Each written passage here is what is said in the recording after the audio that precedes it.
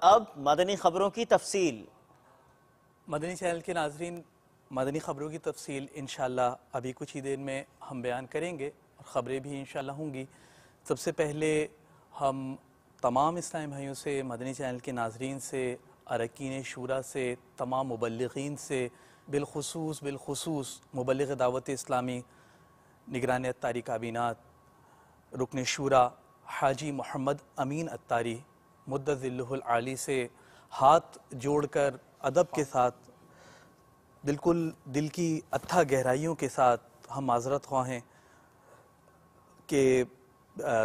جو رکن شورا نے ارشاد فرمایا وہ بالکل درست ہے۔ آپ نے جو مدنی مذاکرے کا وقت ارشاد فرمایا وہ بالکل درست ہے۔ 8:15 بجے کا گویا کہ تلاوت قرآن مجید فرقان حمید سے مدنی مذاکرے کا انشاءاللہ آغاز ہوگا۔ ہماری کمیونیکیشن میں تھوڑی سی غلطی تھی، ہمارے سمجھنے میں غلطی تھی، ہماری عقل ناقص ہے، کمزور ہے،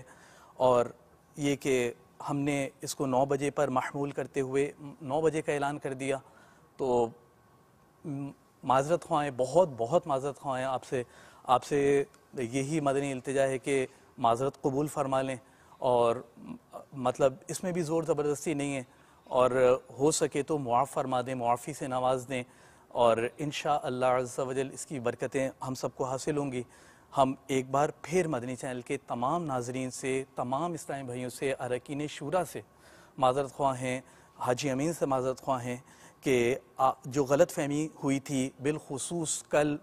غلط فہمی ہوئی تھی، اس حوالے سے ہم معذرت پیش کر رہے ہیں، اور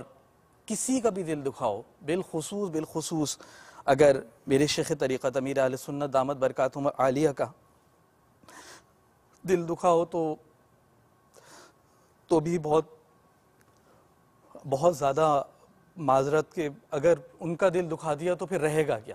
ہمارے پاس نہ دنیا رہے گی، نہ آخرت رہے گی، نہ قبر رہے گی، نہ حشر رہے گا۔ تو ہم تو یہ چاہتے ہیں کہ ہم اپنے مرشد کو اس دنیا سے جب جائیں تو ہمارے مرشد ہم سے راضی ہوں، ہمارے لیے دعائیں کرنے والے ہوں، بس ان کے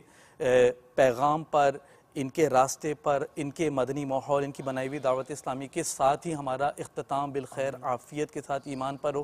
تو امیر اہل سنت سے بھی معذرت خواہ ہیں، تمام اسلامیوں سے معذرت خواہ ہیں۔ اللہ تبارک و تعالیٰ کی بارگاہ میں بھی ہم توبہ کرتے ہیں کہ جو ہماری غلطی، ہماری کوتاہی، ہماری خامی ہو، اسے اللہ تبارک و تعالیٰ معاف فرمائے۔ آپ تمام بھی ہمیں اپنی معافی سے نواز دیں، انشاءاللہ عز و جل اس کی برکتیں حاصل ہوں گی۔ اللہ تبارک و تعالیٰ ہمارے والدین کی اور ساری امت کی بخشش و مغفرت فرمائے، آمین بجاہ النبی الامین صلی اللہ علیہ وسلم۔